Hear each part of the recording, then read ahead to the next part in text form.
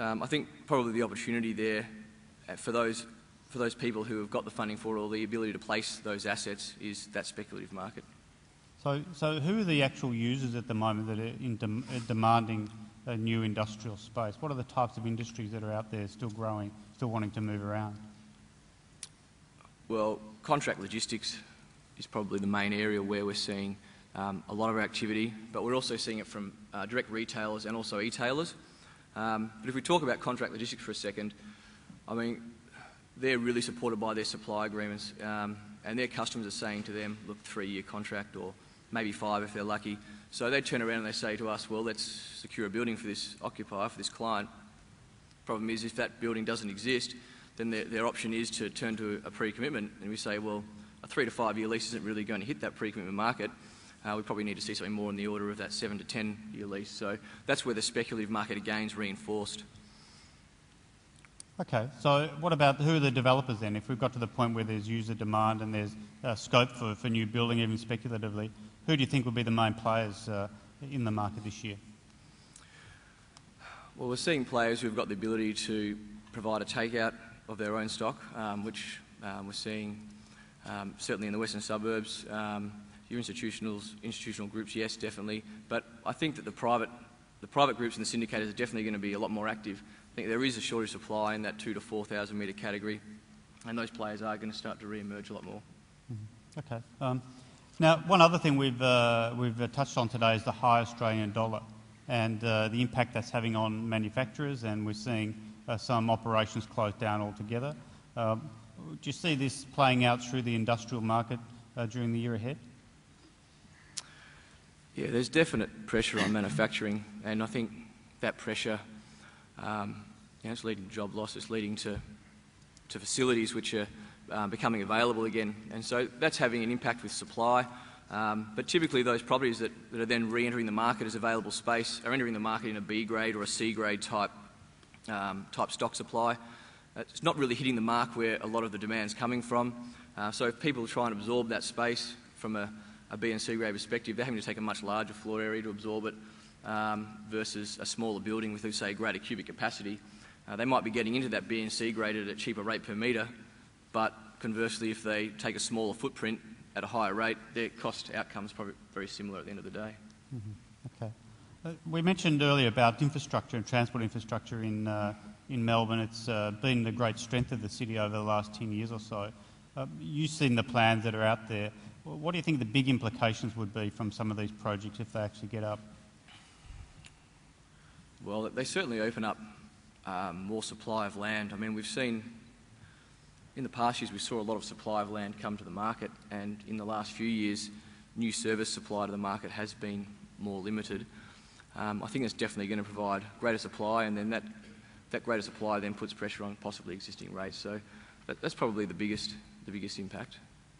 Okay, great. All right, look, thanks, Dean. Let's move on now to the retail sector with Steve Thomas from our valuations area.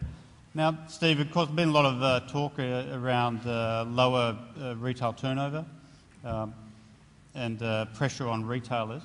Are you actually seeing this play out through the valuations that cross your desk? Is it causing a drop in the income flows into shopping centres to the point where it impacts valuations?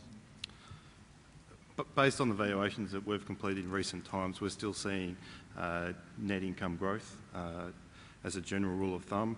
However, that can vary between the quality of the assets, and obviously the stronger assets which have the ability to replace fading retail concepts or introduce new retail trends into their tenancy mix are outperforming.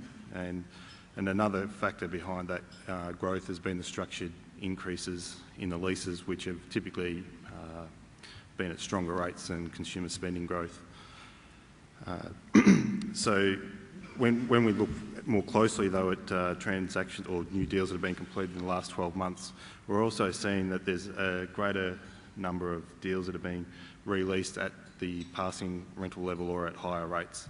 However, there is a growing trend towards, in some of the secondary centres, tenants receiving rent reductions upon renewal. Right, so rentals continue to rise some. Is it putting pressure on retailers to pay these high gross occupancy costs, which is an issue we hear more and more about these days. Definitely, and gross occupancy costs is the talk of the town at the moment and is receiving a lot of press.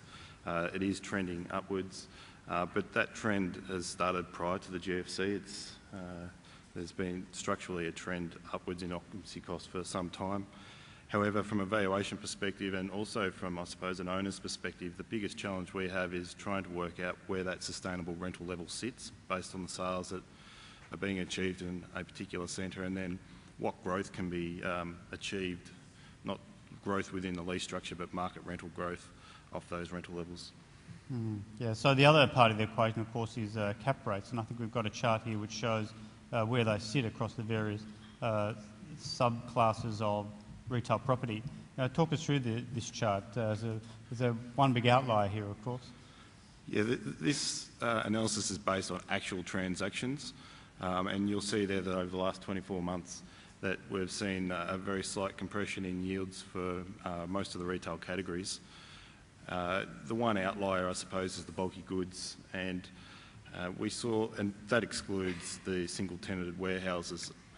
But in the first half of last year, we didn't nationally see any major transactions in that space, but there was a pickup in the second half of the year. But what distorts that analysis is that within that pool of transactions, the quality was actually a lot weaker, and that's flowing through to that analysis. So it perhaps reinforces this theme that owners are hanging on to the prime grade stock and really only letting go of the secondary. Correct. At this point. Yeah. So bulky goods, of course. We hear a lot about the pressure on retailers. It seems to be moving up the size of the corporations. We now hear Harvey Norman talk about the concerns about their business operations. Some of the other bigger retailers, JB Hi-Fi, finding some problems in their operations as well. I mean, how do you see the outlook for the sector? Yeah, there's definitely been some negative press in recent times, and there's no doubt that electronics is doing it tough. But as with the shopping centres, there's the different retail sectors within bulky goods. They are moving at different rates and not all directly correlated. So furniture is relatively stronger at the moment than electronics. But the strong feedback we've had from our leasing team are really active is the recent changes in the planning laws, which have will allow bulky good owners to reduce the size of some of their tenancy areas, but also introduce new retail concepts into their centres, is going to be a real positive. And there's already inquiry being received from the likes of sports stores, pet stores, and even toy stores under various banners. Okay, so all this negative press hasn't shied away investors. If we look at the chart of sales turnover, it still seems to be quite high. How is the investor interest and depth for retail at the moment? Well, as you can see in the chart, we had some pretty strong sales volume last year. And when we look closer at the numbers, we've just got to make sure that we don't confuse a lack of activity in some sectors as a sign of weakness. Our view is that in some areas it's probably a lack of investment opportunities more than poor sentiment. And three categories that are obvious examples is in the regionals, the supermarkets, and even in the neighbourhood space. And in the neighbourhoods, it's actually the category with the greatest volume of transactions. But when you actually sift through it, the number of really prime neighbourhoods it's still not quite satisfying demand. So there's some obvious opportunities there.